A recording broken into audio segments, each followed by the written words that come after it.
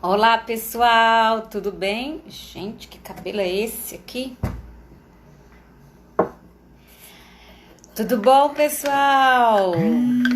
Samara, boa tarde, Ingrid, Bela, Fê, Marília, Eliude, Janielce, Adrielen, Lari, Bia, ai que delícia, todo mundo? Muito bem. Oi, Davi Fono! Adoro quando eu encontro fonoaudiólogos homens, isso é o máximo! Isso é o máximo! Que delícia! Muito bem! Laura já tá me chamando. Manda um beijo pra Olga. Cadê Olga? Maju. Oh, deixa eu arrumar. Boa tarde, Tudo Laura. bom, querida? Tá me ouvindo direitinho? Então tá. Perfeito. Perfeito. Aham. Você tá boa, Eu tô Raimunda? boa. Tô. E ai, tem tanta gente conhecida. É? Oh, o Davi perdeu a do dia 10, mas fica gravado, Davi. Ó, pessoal, então assim, eu tô entrando pela FNH, que é a Faculdade Novo Horizonte, que juntou vários parceiros para que a gente possa fazer essa maratona e ajudar todo mundo a estudar, com certificação. Então, tem muita gente que eu não conheço, não conhece meu trabalho, não sabe quem eu sou, e também ainda não conhece Laura. Então, eu vou me apresentar e logo em seguida, Laura também se apresente, tá bom? Enquanto isso, o pessoal vai chegando. Então, eu sou Claudiane Campos, fonoaudióloga, eu sou de Cuiabá, Mato Grosso, um calor lascado, que deve estar uns 40 graus agora, Ai, que horror. quente pra caramba. Sou fonoaudióloga, trabalho com crianças do espectro e síndromes, né, mais com alterações de linguagem, especificamente de fala, falando um pouco mais direcionado. Estou mais com os piquititos agora. E sou autora do programa Plus Hands, que é um programa que foi desenvolvido para trabalhar os aspectos de melhora no desempenho motor de fala e nos processos de leitura e escrita, ok? Então, Laura, ó, Laura linda, eu tô com ciúmes, viu, Raimundo? Eu vi aqui. Também acho toda Laura linda. Adorei. Muito bem. Vai lá, Laurinha, fala aí, seu Eu sou, mega currículo. eu sou fonoaudióloga já há 20 anos. Sou formada pela Universidade do Estado de São Paulista, né, Unesp, de Marília. Fiz especialização em linguagem, fiz aprimoramento em neurologia, trabalhei muitos anos com diagnóstico diferencial e hoje eu fico atuando basicamente na reabilitação de linguagem oral e linguagem escrita de diferentes faixas etárias e aí naturalmente diante de tantos quadros, né, as prevalências têm aumentado muito, né, a gente acaba que, na verdade, precisando criar recursos para se especificar em algumas situações e habilitações, e aí eu tenho trabalhado com muitos pacientes de apraxia de fala há bastante tempo. É verdade. Uhum.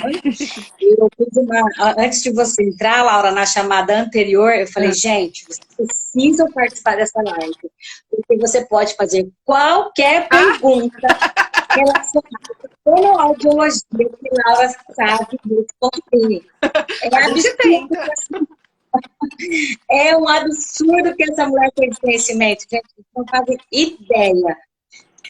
Laura foi um presente na minha vida, né? Eu fui a São Paulo fazer o curso do Prompt, a gente se conheceu, eu tive outros presentes, mas lá era um presente muito especial, Boa, muito amiga. especial. Eu fiquei muito feliz. Laura, você e Daiane, olha aí, Ó, gente, que frase linda, meu Deus, que responsabilidade. Dai, minha aluna. É, Ótima fono Daiane também. da Clinfono também, uma pessoa fantástica, um ser humano fora do comum. Bom, pessoal, Laura tem outras profissões, eu vou estar procurando, tem formações nacionais e internacionais, a mulher estuda língua, e o nosso foco hoje é falar de apraxia de fala na infância, ok? Então, tem algumas perguntas. Ó, o pessoal daqui entrou. Antes da gente começar, eu quero dar um oi super especial para Camila Sela, que está aqui. Camila Sela, daqui de Cuiabá. Ela é tia do Heitor. O Heitor é uma criança que está dentro do espectro. E ela que faz, gente. Olha que Oh, fofo. Ela faz aqui em Cuiabá. Então, se você quiser, Camila, deixar o seu contato aí, tá bom? Para as pessoas. Eu tenho várias e fiz questão de entrar no mês aí de conscientização do autismo. Tá bom? Vamos lá, pessoal? bora. Então, ó, eu e Laura fizemos, né, um cronograma, assim, para que a gente pudesse orientar dentro das perguntas que eu recebi, das coisas que eu recebo muito de mães. Então, nesse grupo, a gente tem professores, tem pessoal da educação, pessoal da saúde, tem muitos familiares por conta da quarentena, né? Então, primeiro eu quero agradecer a todos vocês de estarem aqui com a gente hoje, num domingo super abençoado. Depois da apresentação do Andrea Bocelli, que eu quase morri de tanto chorar, porque foi um espetáculo ele cantando Ave Maria, né? Foi mesmo. Foi Foi linda. lindo, assim, independente de qual doutrina você segue, de quem você acredita, né? Deus é o único para todo mundo. Bom, então, eu quero agradecer a Laura. A Laura tem 2 filhas, tem marido, tem um monte de coisa para segurar também em casa, né? E disponibilizou 1 hora estar conosco aqui, falando do que a gente tem de dúvida, para a gente poder perguntar e ela ajudar a gente a melhorar isso, tá bom? Então, primeira coisa que eu gostaria que a Laura abordasse é o que é a praxia de fala na infância, dentro do seu conceito, assim, da sua nomenclatura, de como a gente pode pensar sobre esse nome. A Rô também. Rosélia também, que é nosso grupinho que fez o próprio em São Paulo. Tão legal, né? Eu acho que a chance da live, na verdade, é muito interessante. E, na verdade, eu brinco que, assim, as pessoas me pegam de jeito, né? Porque tem umas pessoas que me pedem para fazer live que eu não tenho como falar não. Né? Não é uma coisa que me deixa muito à vontade. Eu prefiro dar curso, falar em aula, sentar para bater um papo com você, me manda uma mensagem no WhatsApp e tudo mais. Mas live não é muito minha praia. Mas, enfim, tem algumas pessoas que a gente não tem como negar, né? Então, a gente vai e vai tentando fazer. Bom, a apraxia, na verdade, Clau, ela é um diagnóstico que tomou muito mais consistência clínica nos últimos anos, né? Então, assim, é um diagnóstico fonoaudiológico que existe desde sempre, né? Como todos os outros transtornos da fala.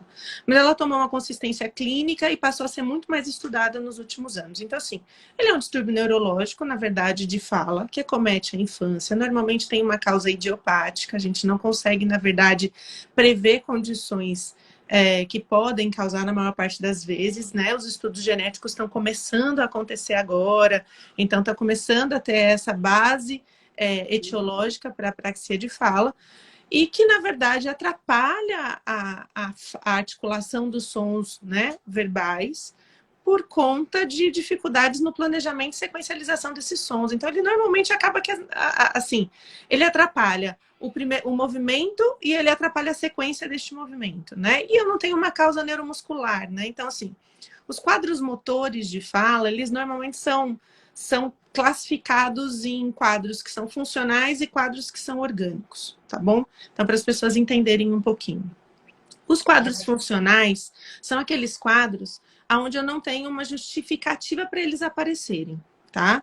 Eu posso ter um transtorno articulatório, que hoje a gente chama de distúrbio articulatório, que são as distorções, né? Que são algumas substituições de sons por natureza de posicionamento dessa língua, mas que não, na verdade, impede, não vem secundária uma base neurológica, tá bom? E eu tenho os quadros que são fonológicos, que são transtornos da linguagem, que também acometem. Esses são os transtornos funcionais. E eu tenho uma base, na verdade, orgânica, que é uma base, né? A ASHA divide dessa maneira em funcionais e orgânicos, tá bom? Né? Que são os quadros que são relacionados a questões sensoriais perceptivas. Então, eu tenho transtornos da fala em pacientes com deficiência auditiva. Por receber mal sensorialmente aquele som, ele acaba que, na verdade, tendo sons distorcidos na produção da fala dele. Eu tenho aqueles pacientes que têm um problema na fala por alterações estruturais, como os fissurados, como as pessoas com anquiloglossia, língua presa, que trocam os sons por conta de uma dificuldade estrutural. Algo estrutural está impedindo isso. E eu tenho uma outra a outra linha da base orgânica é os transtornos motores, que são os de natureza neurogênica, que é a disartria e é a apraxia. Né? Então, assim, a apraxia está dentro de um transtorno da fala de natureza orgânica. Então, a gente sabe que existe uma justificativa para que aquela criança não consiga falar bem, não consiga falar os sons corretamente. Mas, na verdade, a gente não consegue enxergar a alteração. Então, a gente não vê numa ressonância magnética a alteração quando é uma apraxia de fala da infância. A gente só vai enxergar essa alteração quando é uma lesão adquirida. Então, eu tenho adultos que tiveram lesões, que adquirem uma apraxia de fala, e eu tenho crianças que não têm lesões, simplesmente aquela área do cérebro responsável por planejar o som funciona mal, e ela, na verdade, acaba que tendo uma dificuldade para poder fazer articulação. Então, assim, eu tenho essas duas características. Então, as pessoas normalmente ficam me perguntando: a apraxia nova? Não, a apraxia não é nova. Ela só está mais robusta, porque, querendo ou não, a incidência de todos os quadros dos distúrbios da comunicação passaram a acontecer de forma muito maior nos últimos anos. Então, a gente começa a ter, obrigatoriamente, a necessidade de caminhar e estudar melhor alguns desses quadros, né? Como a apraxia é um quadro que vem com algumas comorbidades, e a gente pode falar um pouquinho mais para frente, essas comorbidades, né, acabam trazendo ela para esse cenário de atualização, né? Então, eu acho que muito das comorbidades foram as responsáveis por a gente conhecer melhor a apraxia atualmente, entendeu? Mas eu acho que é isso. Ontem eu estive com o Luciano e a gente estava discutindo essa questão das mutações genéticas, né, da herança, das questões hereditárias, que muitas vezes vem do meu avô, porque eu sou metade mãe, metade pai, aí eu tenho meu bisavô, um tio, que naquela época não tinha diagnóstico, porque é o jeito dele, era 15 filhos, não dava para dar conta dos 15. Hoje tem um, tem dois, o olhar é mais direcionado. Então, naquela época, a gente não tinha essa questão de morar em apartamento, então ia para a roça, enfim, né? Toda essa história que a gente tem aí dos nossos avós, bisavós. Eu quero trazer isso para um olhar da apraxia, pensando em mutação. Todos nós somos mutações, né? Então, eu tenho os meus azão, azinho, né? As minhas formações de DNA, e muitas vezes eu não carrego isso diretamente da primeira geração, que é o meu pai e a minha mãe. Então, eu posso ter carregado esse gene por uma distância um pouco maior e ter pulado geração e pode aparecer aqui. Por isso que, às vezes, esses exames não vão enxergar nada, não vão mostrar nada, né? Eu posso pensar por esse lado, Laura? Pode. Na verdade, a gente tem muito a estudar ainda do ponto de vista genético. A gente está precisando conhecer muito ainda da genética dos transtornos da comunicação de uma maneira geral, né? Atualmente, algumas famílias estão conseguindo acesso a exames que fazem esse genoma, fazem esse mapeamento, e isso permite que a gente comece a conhecer a genética. Então, antigamente, a gente não tinha essa possibilidade. Um exame nesse nível, que hoje consegue entender essas especificidades genéticas, né? Então, assim, não é um exame para ver quantos cromossomos você tem. Esse exame não vai definir se a criança tem um transtorno de comunicação ou não. Então, não é esse exame que a gente estava acostumado a ver. Os exames genéticos que definem condições referentes a transtornos da comunicação como a apraxia são exames muito mais elaborados, que precisam de um mapeamento completo, que você precisa estudar se existe uma replicação de bases que são comuns a outros quadros, e aí você começa a criar o estudo de um sintoma. Então, assim, não é o exame genético que vai definir se você vai ter ou você não vai ter, né?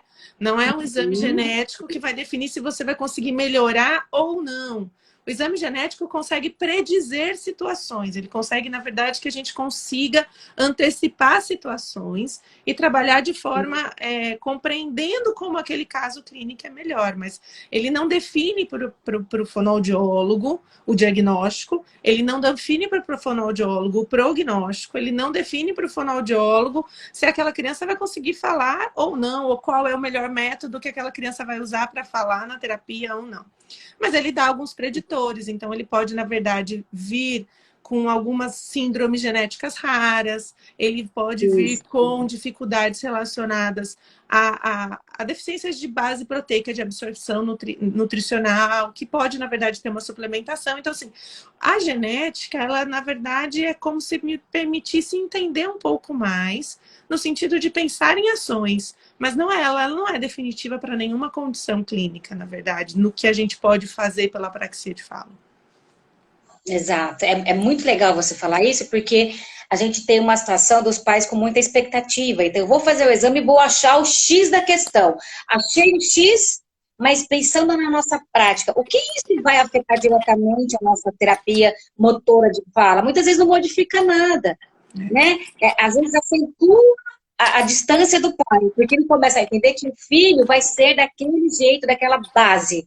E aí ele começa a desacreditar. E aí acho que emocionalmente a gente acaba tendo um fator bem pesado para a gente trabalhar aí, né?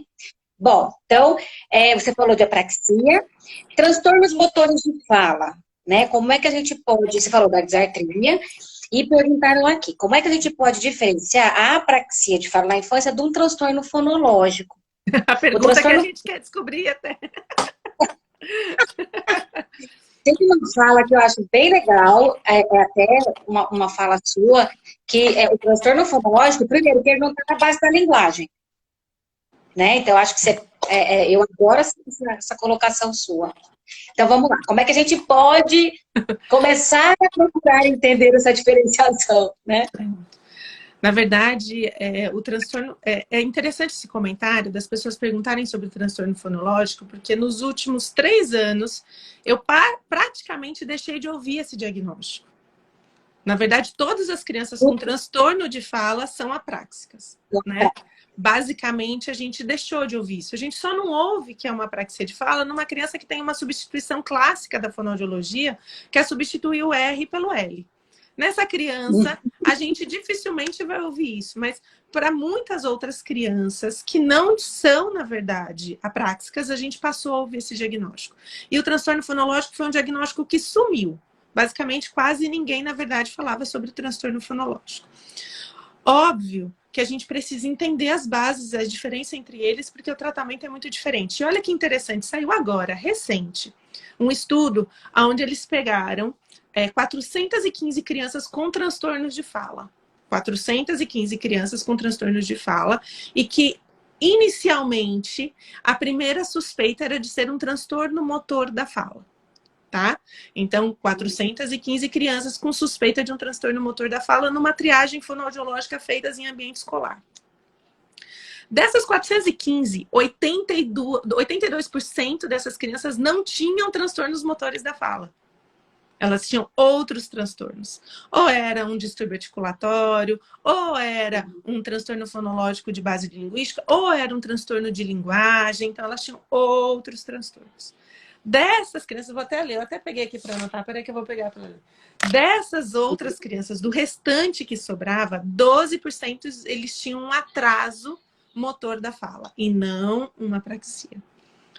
3,4% tinham disartria, 2,4% tinham apraxia de fala da infância, e não tinha nenhum quadro onde eu tinha a coincidência diagnóstica de uma disartria e uma apraxia de fala. Ou seja, né, a apraxia de fala, ela não é o quadro mais frequente dos transtornos motores da fala de maneira geral. Tá bom? Então, é muito possível que uma criança que chegue... É que eu falo que as terapeutas que se especializam, elas recebem uma prevalência de pacientes muito maior do que isso. Porque, às vezes, o paciente só chega nela depois de ter passado por outras terapeutas. Então, eu tenho hoje, talvez na minha prática clínica, uma prevalência de apraxia de fala muito maior do que, talvez, se eu não tivesse essa especificidade técnica minha de trabalho, tá bom? Mas, de uma maneira geral, a gente não deveria receber tantos apráxicos no nosso consultório como a gente está recebendo, tá bom? Então, o que que acontece? A primeira diferenciação é: a fonologia ela é uma habilidade linguística onde eu aprendo a entender os sons do português. Então, esses sons, eles se classificam por características. Eu tenho sons que são fortes, que são explosivos. Eu não consigo fazer um F com força. Ele não sai. E eu tenho sons que tem vento, né? Por exemplo, que é o F. Eu faço esse som até acabar meu ar. Tá? Então, assim, eu tenho classificações, o som se organiza. Então, eu tenho sons de força, sons de vento, que é o F, o V, o S, o Z, o X, o J. Eu tenho muitos sons de vento. Então, basicamente, a ideia é que eu preciso conhecer essas características, eu preciso agrupar esses sons por características. E quando eu não consigo fazer este agrupamento, eu acabo que facilitando a minha produção de fala. Então, eu tenho crianças que não conseguem perceber que tem sons que tem vento. Então, ao invés de falar vovó, ela vai falar bobó. Por quê? Porque ela não entendeu a diferença de que um tem vento e outro não tem vento. Tem crianças que não têm essa capacidade nata, não aprenderam, não vão aprender naturalmente isso e vão precisar de ajuda. Tá? Então, o transtorno fonológico, ele normalmente ele se organiza por regras, eu consigo entender um padrão, os sons são sempre os mesmos que são substituídos por outros, e eu não observo nenhum tipo de dificuldade na execução motora.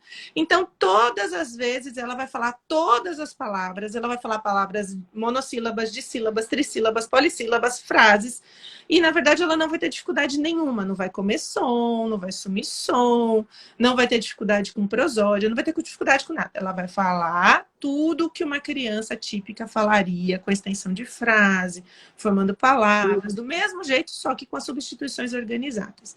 Esse é o transtorno fonológico. A apraxia de fala não tem esta mesma característica. A gente não consegue ver um agrupamento e uma organização que é justificada. A criança, ela faz muitos erros assistemáticos. Ora ela acerta, ora ela erra. Ora ela fala, ora ela não fala. E você consegue visualizar dificuldades que são muito pertinentes da sequencialização. Então, são crianças que combinam e conseguiriam talvez fazer um monossílabo, mas talvez não conseguiriam fazer um dissílabo, um trissílabo, um polissílabo. Então, quanto mais ela precisa sequencializar os sons, maior é a dificuldade que essa criança tem. Então, assim, basicamente, o que a gente precisa entender é que são critérios diagnósticos muito diferentes. Tá? As crianças com apraxia de fala, mesmo as crianças leves, são crianças que carregam dificuldades em sequencializar sons, a sistematicidade de erros, é difícil elas construírem um padrão para a produção sonora, como a criança do transtorno fonológico. É difícil uma criança com apraxia não reduzir alguma palavra, não mudar a entonação de alguma palavra, né?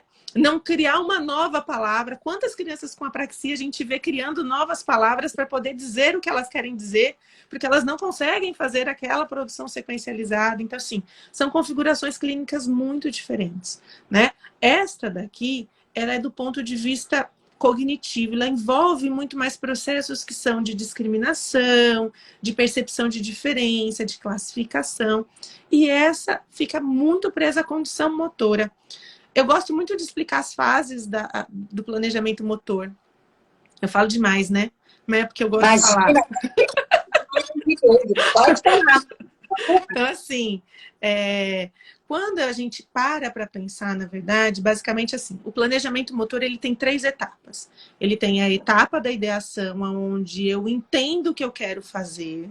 Então, por exemplo, se eu quero falar bola, eu preciso pensar sobre a bola, eu preciso decidir em que parte da frase essa bola vai aparecer, vai ser bola eu quero ou eu quero bola, no final da frase. Então, isso é o processo de ideação, onde eu acabo que, na verdade, fazendo uma organização de quando aquele som vai aparecer. Depois que eu decidi aonde ele vai aparecer e como, o que eu vou falar, eu tenho que planejar motoramente esse som. E aí, quando eu tenho que planejar esse som, eu preciso pensar no movimento que eu vou fazer e na sequência de movimentos que vão vir na subsequência. Então, eu vou falar bola, por exemplo. Eu não faço 2 movimentos. O meu cérebro, ele naturalmente já articula esses movimentos num único só. Bó. Eu fiz um.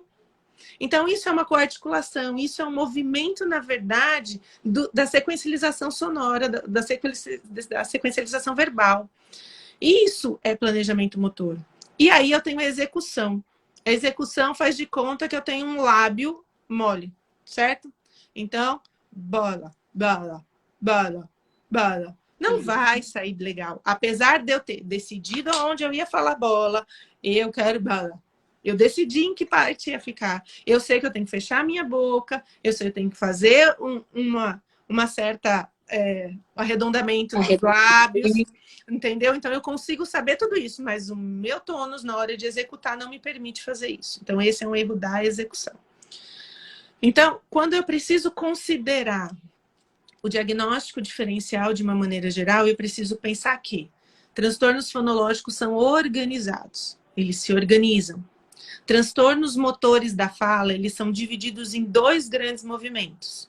1, planejamento motor, e 2, execução. Então, quando eu tenho que pensar no diagnóstico, eu tenho uma certa organização. Estou vendo que essa criança está falando como qualquer outra criança, sem dificuldades em sequencialização, em coarticulações. Possivelmente isso é um transtorno fonológico. É difícil da gente falar né? Porque a gente não está vendo a criança. E aí as mães tomam isso como verdade, né? Então a gente tem que tomar cuidado com essas mídias sociais que acabam com a gente. Mas enfim, né? Então possivelmente a chance é muito grande de ser um transtorno fonológico. Passei a analisar um erro inconsistente, um erro que na verdade não é frequente, tem muitas reduções, eu preciso entender por quê. Isso está acontecendo porque eu não sei fazer o movimento, eu não sei pensar em como fazer este movimento e o que fazer com ele, ou eu tenho situações que estão envolvendo a saída, a respiração, a coordenação pneumofonoarticulatória, a entonação da fala. Isso são bases de natureza mais executiva. Então, eu penso muito mais numa disartria do que numa apraxia de fala.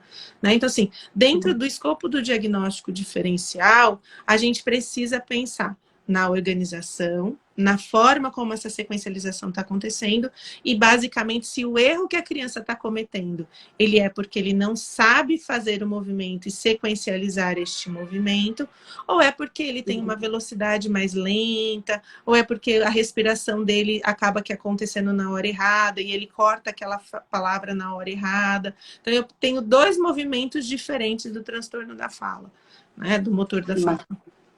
Sim, sim. Talvez, não sei se é possível contribuir dessa forma, mas assim, eu pedi para a criança, eu sou pai, sou mãe, sou leiga. Meu filho começou a falar e a gente tá ensinando ele a falar gol. E aí, todas as vezes, eu chuto 15 vezes com ele a bola. E dessas 15 vezes, 2 vezes eu escutei ele falar dou, vou, sou, gol. O resto, ele falou um monte de coisa diferente. Então, essa variação, essa inconsistência, né? Isso pode levantar uma suspeita de que, né, a gente pode pensar em uma apraxia de fala na infância. Posso pensar dessa forma? Sim, de uma maneira geral, você pode usar isso como uma base para você considerar essa possibilidade. Porque uma criança com transtorno fonológico falaria do, todas as vezes. Não falaria um ou, não falaria o. Não falaria um vou, não falaria um bo, né? Então, assim, sim, você pode tentar organizar desse jeito. E a diferença para uma apraxia seria uma criança que falaria da apraxia para uma disartria, seria uma criança que falaria assim, go, go. Então, ela falaria com movimentos articulatórios diferentes, tá? Então, ela falaria com situações clínicas que são muito diferentes para a gente. A gente pode pensar pensando em uma dispraxia, uma disartria, né? Uma disartria, a questão da velocidade. A velocidade da fluência é o que chama mais atenção, né? Aquela criança que fala, parece que você quer dar uma injeção de adrenalina. Bora, filho, fala mais rápido, fala mais devagar. Sim. Então, se a gente tivesse que pensar, seria mais ou menos isso mesmo. Então, a inconsistência e, na verdade, a forma como a produção é feita. A criança com apraxia não vai ter essa alteração de velocidade, ela vai substituir por cada vez, e a criança com transtorno fonológico vai ser sempre igual. Mas todas precisam de fono, viu, mães? Todas. É isso que Todas precisam de fono. Nenhuma delas pode resolver sem fono. Certo? Exatamente. Se não tiver a fono, não adianta. Pode esquecer. Tem que ter fono. Ó, a Lívia colocou que toda criança com apraxia deve fazer ressonância magnética, então, né? Não é esse olhar É que não Não. vai aparecer o diagnóstico na Não vai ressonância. aparecer nenhum tipo de lesão na ressonância. E, na verdade, assim, o que tem de estudos de neuroimagem na apraxia de fala são estudos com equipamentos de muita resolução, com 1.800 cortes, uma coisa extremamente distante do que a gente tem para poder, na verdade, considerar. Mais uma vez, eu acho que o diagnóstico ele não perpassa nem exames laboratoriais, e nem, na verdade, exames de imagem. O diagnóstico, ele é hoje muito, muito, muito clínico. Depende mesmo de uma experiência clínica, de um aperfeiçoamento da fonoaudióloga no sentido de entender os sintomas e as diferenças entre um quadro clínico e outro. Maravilha. Ó, ela perguntou aqui, qual a diferença da apraxia e a dispraxia? Então, a gente tem uma situação a nível de Brasil e a nível fora de Brasil, né? Na relação disso aí. Fala pra gente. Na verdade, assim, a gente vai... que assim, a gente, né, precisa entender as linhas teóricas de maneira geral. Mas, na verdade, assim, de uma maneira bem resoluta, a apraxia de fala, ela antes era tida como um diagnóstico adquirido. Era um diagnóstico lesional. Uma pessoa teve uma lesão, ela passou a ter uma apraxia de fala. E a criança que apresentava sinais clínicos desta mesma configuração adquirida, mas não tinha tido uma lesão neurológica, era chamada como dispraxia. Clinicamente, pelos manuais de classificação e todas as coisas, isso sempre gerava-se muita confusão, né? Então, assim, a apraxia e a dispraxia. A apraxia do adulto e a dispraxia da criança. A apraxia do adulto e a dispraxia da criança. Contudo, né? A gente acaba aqui entendendo que a gente precisa ter um pouco mais de linearidade. E quando eu falo que eu tenho um problema do desenvolvimento da infância, eu facilito o olhar, inclusive diagnóstico, né? Então não fica sempre uma situação. Então, assim, essa dispraxia era uma situação que ficava sempre na dúvida, né? Como a gente teve na disfasia, afasia, disfasia, afasia, disfasia. Então, assim, os manuais diagnósticos estão tentando resolver essa condição, mas clinicamente a diferença não é nenhuma. A dispraxia é a mesma coisa que a apraxia de fala da infância. O contexto, na verdade, o contexto clínico é só que antes eu não tinha uma lesão e agora eu continuo não tendo uma lesão, só mudei o nome para criar um pouco mais de linearidade, inclusive para facilitar o processo diagnóstico. Porque essa criança é uma criança que vai se desenvolver com essa característica clínica, né? Então eu preciso pensar que sim, existe a da infância e ela vai se desenvolver com isso durante esse período, entendeu? Não sei se quer falar mais alguma coisa, porque o pessoal de fora do país, os estudos internacionais hoje utilizam basicamente eles como sinônimos, né? Então, assim, dependendo da universidade, dependendo da equipe clínica que aquela pessoa está, ela vai chamar a apraxia de fala da infância de dispraxia, né? Então, isso já não gera mais tanta estranheza de uma maneira geral. No Brasil, a apraxia de fala da infância ainda não é o diagnóstico principal dos médicos. Os médicos não utilizam esse diagnóstico, eles usam uma dispraxia bucofacial, né? Então, assim, eles utilizam outra condição clínica por conta dos manuais, e eu acho que a gente vai conseguir resolver isso mais rapidamente com os novos manuais que estão vindo por aí. Mas fora é a mesma coisa, não existe uma estranheza para as pessoas, não existe uma estranheza para o quadro médico que faz e ajuda, na verdade, no encaminhamento para esse diagnóstico. Então, eu acho que é só isso. Belezinha. Marileda está aqui também, está dizendo que sua colocação para a gente seguir os níveis de organização. Juju Rocha, Juliana, maravilhosa. Perguntando se você concorda com a tríade da ASHA, né, que já ajuda muito nas questões aí que a gente colocou sobre o diagnóstico, pensando nas bases motoras aí de fala, né, do transtorno motor.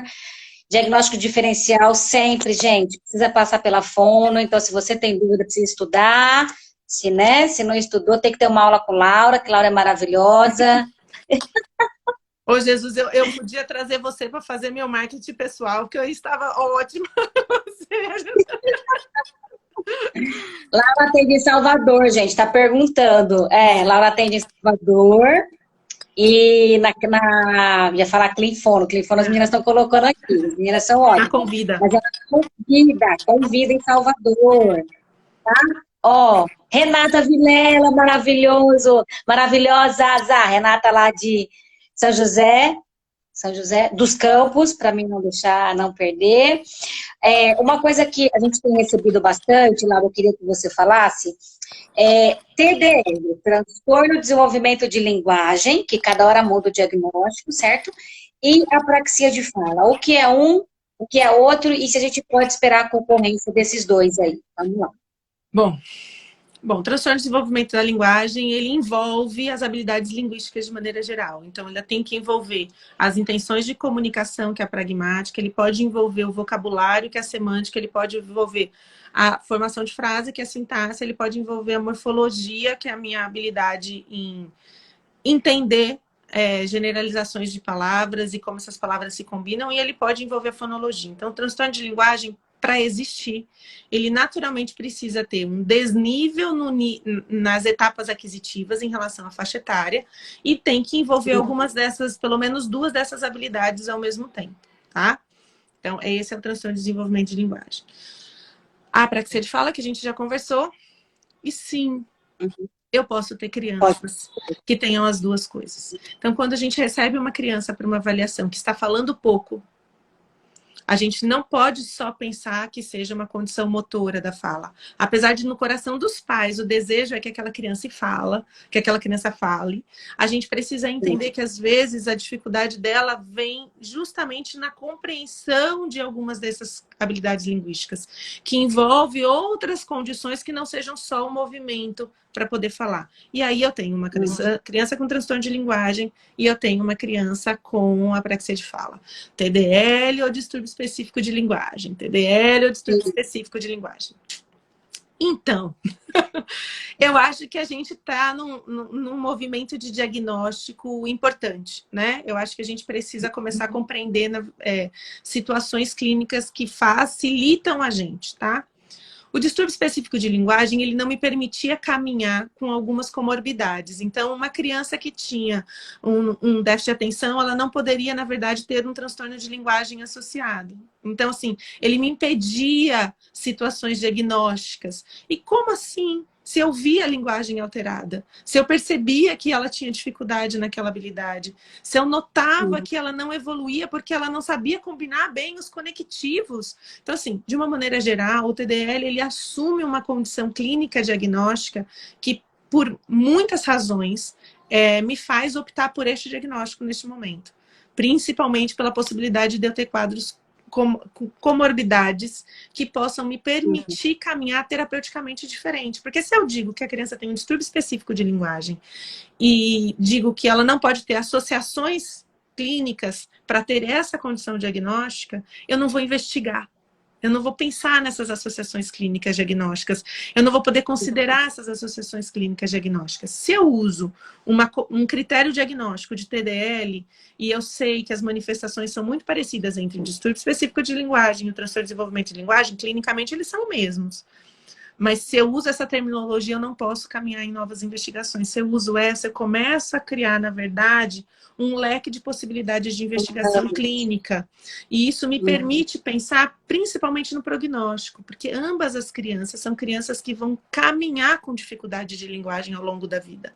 Elas vão caminhar com situações clínicas que envolvem a linguagem. Então, eu preciso pensar nessa possibilidade de que, ao longo do tempo, eu posso ter comorbidades que estão, na verdade, assim, intensificando a condição clínica da linguagem. E eu acho que, talvez, hoje, a terminologia que a gente deveria começar a adotar é o transtorno de desenvolvimento de linguagem. Mas, como eu estou dizendo, essa é minha perspectiva do ponto de vista do que eu vivencio na minha experiência clínica, né? Então, assim, eu tenho crianças que chegam para mim pequenas e permanecem por muitos anos, porque tem muitas outras comorbidades. Então, transtorno de desenvolvimento de linguagem é um diagnóstico que é muito melhor no sentido do que eu penso para as crianças que eu acompanho, entendeu?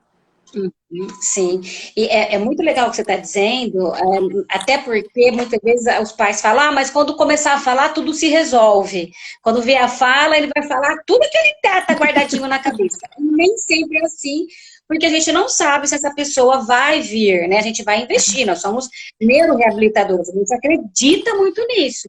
Mas existe um batalhão de viés, né, uma infinidade de viés que muitas vezes não está dentro do nosso conhecimento, da nossa situação clínica ali, né, dentro da terapia. O Felipe, ele está perguntando se uma criança com apraxia pode vir a falar corretamente ou, né, no futuro. Então, Depende tudo da depende. gravidade, da dificuldade do planejamento motor dela. É tão difícil, mas enfim, né? Então, o que a gente precisa entender? Quanto mais cedo a gente começar um processo de intervenção para uma criança, mais provável é a capacidade dela em conseguir ter uma fala normal, né?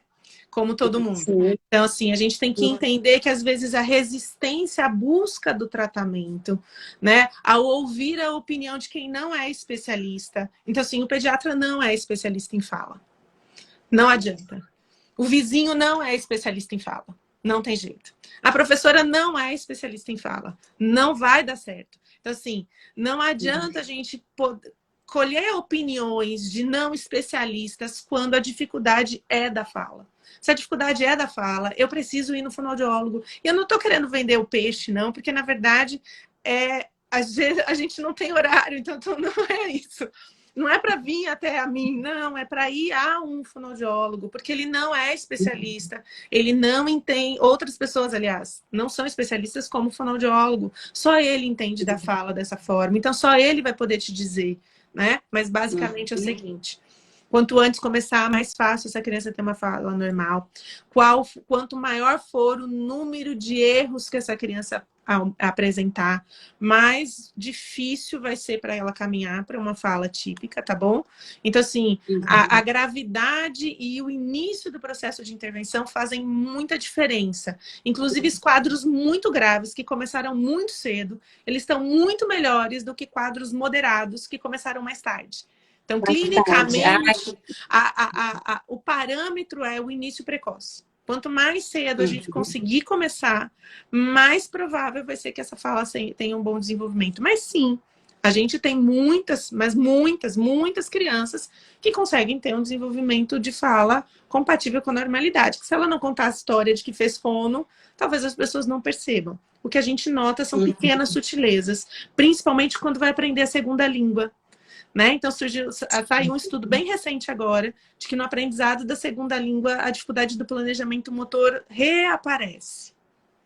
Olha que bacana. Então, assim, a dificuldade do planejamento motor reaparece, exatamente. Porque ele precisa envolver um novo conhecimento de parâmetros do planejamento motor. Então, ele precisa caracterizar, entender melhor como fazer aqueles sons. E aí, olha que interessante, a gente está precisando de fonos bilíngues, porque a gente está precisando de fonos para poder trabalhar na outra língua, né? Então, pessoal, inglês, por favor, entendeu? Você sabe que com essa vida do teleatendimento, teve uma família que me procurou, eles moram, o menino nasceu nos Estados Unidos, e a mãe já está lá e tem 13 anos, e ela quer que ele melhore a fala do português, né? E aí ela entrou em contato com uma outra pessoa que eu estou atendendo, enfim, então vamos tentar ver o que a gente coloca. Mas puxando esse gancho, Laura, até porque a gente está com o tempo já um pouco reduzido, não sei se a gente vai conseguir responder a todas essas perguntas que estão colocando aqui, mas escola bilíngue para crianças que têm alteração motora de fala, né? Ah, Jesus amado! Uma escola educacional. Meu Deus do céu! Você tá me botando numa saia justa. Mas, enfim, eu sou uma pessoa que defende muito bilinguismo para a linguagem de maneira geral. Eu defendo muito bilinguismo porque eu acho que ele permite novas conexões, ele permite novas rotas. E a gente sabe que os estudos longitudinais, de uma maneira geral, né? Se eu tenho uma criança com transtorno de linguagem, com 2 anos, ela foi para uma escola de português. Eu tenho uma criança com transtorno de linguagem, aos 2 anos, ela foi para uma escola bilíngue. Esse transtorno de linguagem vai caminhar com ela ao longo da vida, certo? Quando se reavalia essa criança com mais ou menos 16 anos, a criança do ambiente bilíngue tem um repertório linguístico melhor do que a criança do ambiente de uma única língua. Isso não quer dizer que ela precise ir para uma escola bilíngue, isso não quer dizer, na verdade, que é obrigatoriedade a criança ir para uma escola bilíngue. Não é isso. Ela pode ser estimulada e ofertada para diferentes recursos, para novas rotas e tudo mais. Eu sou extremamente favorável a essas condições de uma maneira geral. Contudo, com transtorno motor da fala, eu preciso entender o que essa escola pode oferecer. Eu preciso, na verdade, compreender como essa escola pode apoiar. tá? Então, Uhum. antes de decidir se ela deve ir ou não para uma escola bilíngue, eu preciso pensar o quanto essa escola pode apoiar seu filho com apraxia de fala da infância. Basicamente, esse é o pensamento. Né? Mesmo que ele fale uma única língua, mesmo que ele fale, se essa escola não trouxer um apoio sistemático, você também não vai ter o recurso que essa escola poderia te dizer. Tá? Então, não, Laura, é uma escola ótima. Eu tenho 2 escolas ótimas. Usam uma só de uma língua, outra só de uma outra língua. A depender do nível de gravidade, no quadro de transtorno motor da fala, eu sou da opinião de que uma escola com uma única língua facilita. Como é que eu tenho feito dentro da minha prática clínica? Como a gente sabe que tem muitos quadros de atraso motor da fala, que se confundem inicialmente com os quadros da apraxia, que têm sintomas iniciais muito parecidos, eu tenho iniciado um processo de intervenção, né, de fazer uma intervenção terapêutica mesmo. A criança do atraso motor, ela responde mais rápido do que uma criança com apraxia de fala da infância. Então, dependendo de como for a resposta clínica dessa criança, eu aconselho, quando a família me pergunta, eu vou ou não vou, né? É uma decisão da família, nunca é uma decisão nossa. Eu aconselho, então, assim, eu tenho pedido para acompanhar. Então, quem vem para uma entrevista, faz uma entrevista, acabou de sentar comigo para conversar, fala, e aí, bota meu filho numa escola bilíngue ou não? Eu falei, olha, não consigo te ajudar agora. Preciso ver como ele vai evoluir, preciso ver o que ele tem de parâmetros de linguagem, preciso entender muitas coisas para poder decidir, definir com você qual seria a minha indicação nessa situação. Então, eu tenho evitado de fazer. Mas depois de um tempo, se eu percebo que o quadro é grave, que a dificuldade de comunicação vai ser sistemática, né? Então, assim, eu prefiro, na verdade, que ele fique numa escola que não seja bilíngue. Contudo, Cláudia, eu só queria fazer uma ressalva, que eu acho que daqui um tempo, daqui uns 3 anos, a gente está acabando o tempo, fico nervosa. Daqui uns 3 anos para 5 anos, eu acho que a gente já não vai ter mais escolas que não sejam bilíngues, tá bom? Então, eu acho que a gente vai precisar parar para considerar, na verdade, como essas escolas vão poder apoiar essas crianças que estão neste universo acadêmico. Porque eu não vejo, talvez, mais realidades de escola que talvez não caminhem para essa proposta. Né? Então, assim, eu acho que a gente tem que considerar. Exato. O papel não é dizer se a escola é boa ou ruim, independente de ser pública ou privada. Mas para essa criança que tem uma necessidade direcionada, o que a escola pode contribuir, sendo bilíngue ou não, porque eu posso trabalhar o body boy, eu posso trabalhar o body bowl, de qualquer outra coisa, tanto em inglês quanto em português, né? Mas o quanto essa escola se permite receber um profissional e construir junto o plano individual.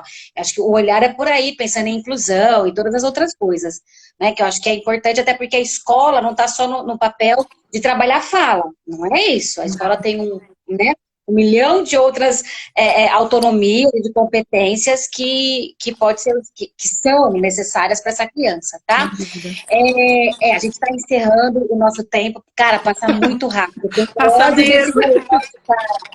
Né? Tô respondendo a Marileda. Fica salva sim, Marileda, tá? Inclusive, na hora que terminar, você põe para salvar aí também. Eu tenho que botar, meu Deus. Será que eu sei fazer isso? Tá bom. A hora que fechar, você coloca salvar. Eu não sei se eu sei fazer isso, não. Eu acho que vale... Você dá conta. Mas também eles salvam lá. O grupo do pessoal ali tá igual a live do Gustavo Lima, amor. Eles são mega competentes. Então, todas as lives estão salvas e podem ser enviadas pelo e-mail. Mas antes da gente responder, da gente finalizar, enfim, fazer os agradecimentos, eu acho legal responder a pergunta de Renata, lá de São José dos Campos. Quais são as características iniciais que eu posso perceber nessa criança com apraxia de fala? E antes disso, eu quero te perguntar uma coisa.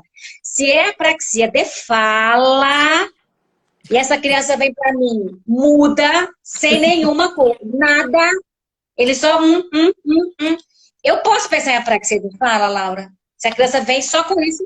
Não. Se a criança não fala nada, eu não posso pensar em apraxia de fala. O máximo que eu posso dizer, mãe, a gente bota em terapia porque ela tem sinais que podem evoluir. Então, a gente vai ter que ver. Mas não dá para fechar diagnóstico se a criança não fala nada. Eu acho que o primeiro ano de vida... Pode falar. Eu vou fazer igual o Léo. O Leonardo. Escute, não é a Claudiane que está falando, é Laura que está dizendo. Não, não dá para fazer isso, né? Eu acho que assim... Ela me perguntou sobre o que a gente tem que prestar atenção. Eu acho que o primeiro ano de vida já é um ano decisivo para condições de apraxia de fala da infância. Né? Então, assim, crianças com balbucio. Então, às vezes, a gente tem parâmetros e dificuldades para entender isso. Mas, sim, crianças com 2 meses já estão vocalizando. Crianças até 5 meses já estão fazendo balbucio canônico, que é a combinação vocálica. A variação dessas combinações, como ela varia, como ela muda. Casa com bebê, que é muito silenciosa, é uma casa que a gente tem que tomar cuidado, tá? Bebês não são silenciosos. Bebês adoram se comunicar, gostam da comunicação. E, na verdade, eles, quando descobrem que eles podem se comunicar, eles aumentam a frequência exponencialmente. Em um mês, no estudo que eles mostraram, a criança que aprendeu a intenção comunicativa, verbal, vocal, aliás, do ela intensifica, ela sai de 3 oportunidades no dia para 312 oportunidades no dia. Então, assim, é muito diferente. Então, assim, eu não posso ter bebês silenciosos, não posso beber. E a faixa de corte é 40, né, que hoje é lista como red flag, é o limite do limite possível. 2 anos, menos de 40 palavras, é uma criança que precisa de avaliação fonoaudiológica. Então, assim, basicamente fica de olho no primeiro ano, eu preciso de uma criança comunicativa e vocalmente, inclusive, não só com gestos, tá bom? Ela tem que se comunicar vocalmente, verbalmente.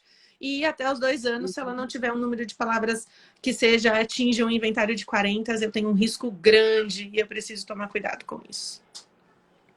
E é bem legal o que você está falando, a Ju também colocou aqui. Amanhã, 8 horas da manhã, horário de Brasília, eu vou estar falando sobre desenvolvimento de linguagem com o Sérgio, do @defono, e a gente priorizou de 0 a 1 ano. Nós vamos falar de 0 a 6. Excelente. Mas nós priorizamos de 0 a 1 ano, a gente vai entender o tanto que é importante esse período de desenvolvimento.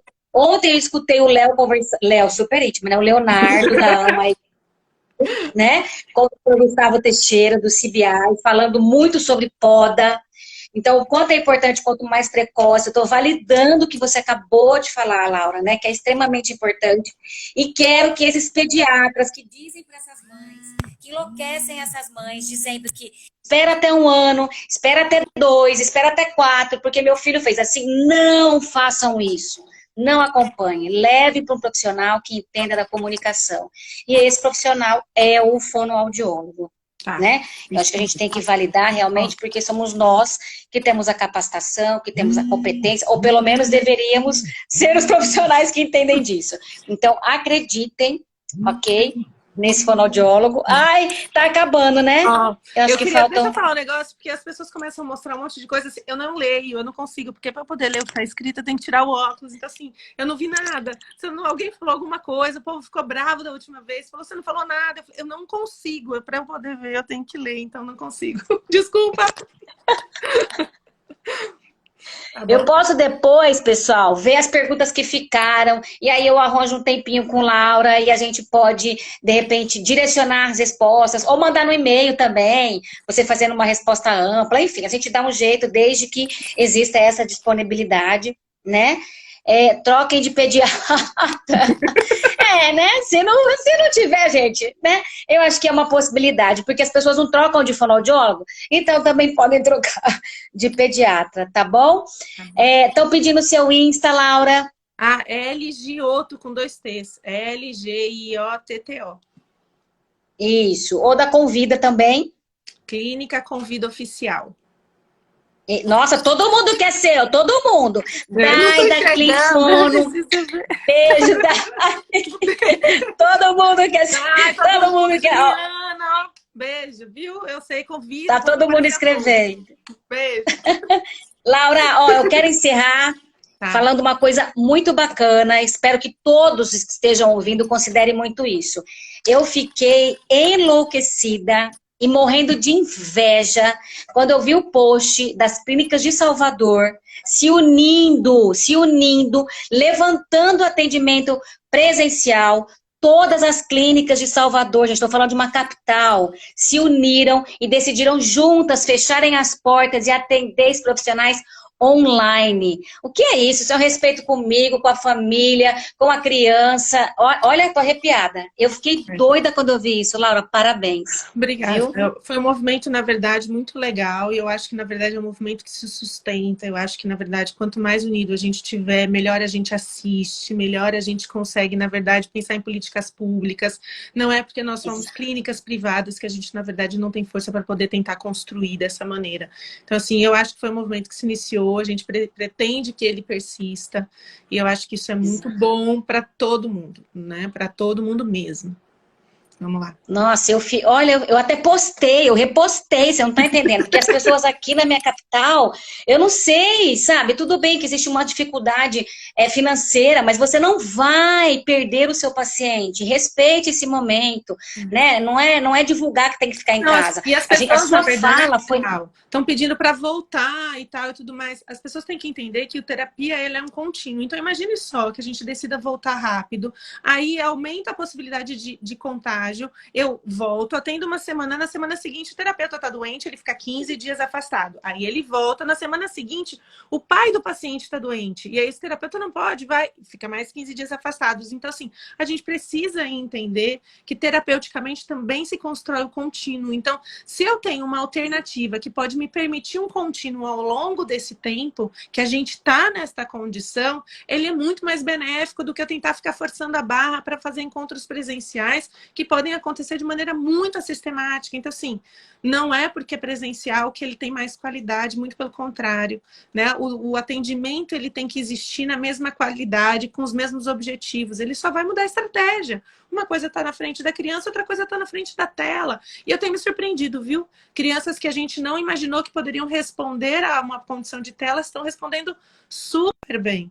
Então, assim, é muito melhor a gente aderir a essa condição, porque eu crio contínuo terapêutico. Se eu começo, paro, fica doente, para, o terapeuta fica doente, para, eu vou construir um universo de, no mínimo, 2 meses, onde eu talvez vá ver essa criança 3 vezes nesses 2 meses. Isso não é terapia. Não adianta que isso não traz resultado. Perfeito. Tá? A gente precisa pensar sobre isso. Eu tenho.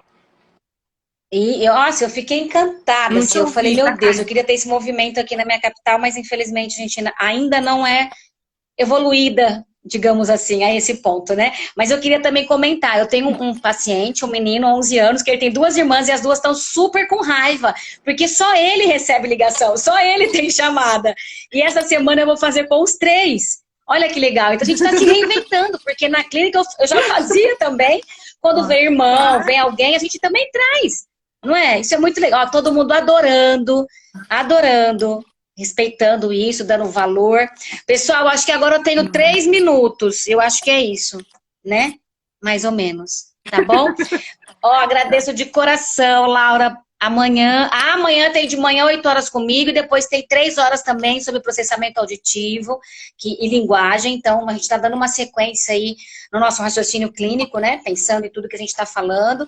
Agradecer, Laura, mais uma vez, né? Pelo seu tempo, sua hora é valiosa, o momento de estar com a família no domingo de Páscoa, né? E você está aqui compartilhando com a gente todo o seu conhecimento. Melhor coisa, não fiquei comendo chocolate, porque nessa quarentena não tá dando, não. Assim, até que tá sendo uma boa ideia, mas enfim, meu Deus.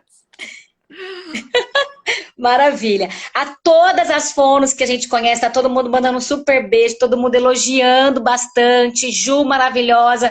Ju Rocha, que tá aí à frente desse projeto maravilhoso. Com certeza vão vir mais coisas aí pra frente, tá bom? Amanhã eu espero todo mundo, 8 horas da manhã, eu e Sérgio, aqui também no mesmo canal. Obrigada, Raimunda. Laurinha, um beijo grande. Até mais. Tá bom? Descanso para vocês, gente. Fiquem com Deus. Um beijo, obrigada. Tchau, tchau.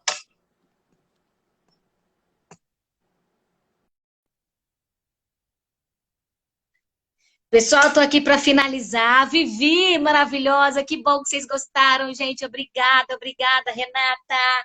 Pessoal, lembrando que amanhã tem 2 lives. Tem comigo 8 horas, com o Sérgio falando de linguagem. E depois tem com o Juju, com a nossa convidada amanhã. Todo mundo acordando cedo amanhã, gente. A gente tá com muito tempo para dormir, né? Gabi tá em todas as lives, seguindo todas. Que legal. Compartilhe, gente. Muita gente precisa dessa informação. Obrigada. Você falou do curso, Janielce. A gente está fazendo um curso online do Plus Hand. Obrigada, Cândida, pela sua mensagem, né? Agradeço de coração, gente, tá bom? Então, um ótimo domingo para vocês, feliz Páscoa, que renasça com todos nós agora esse momento de ajuda, de auxílio, né? Que a gente possa dar mais valor às coisas que a gente já dava, uma semana com gostinho de mais vitória, de mais seguindo os passos que a gente tem aí, tá bom? Ó, um beijo grande para todas vocês. Espero amanhã, 8 horas da manhã, gente. Bom descanso, um beijo grande. Me chama que eu te mando o telefone de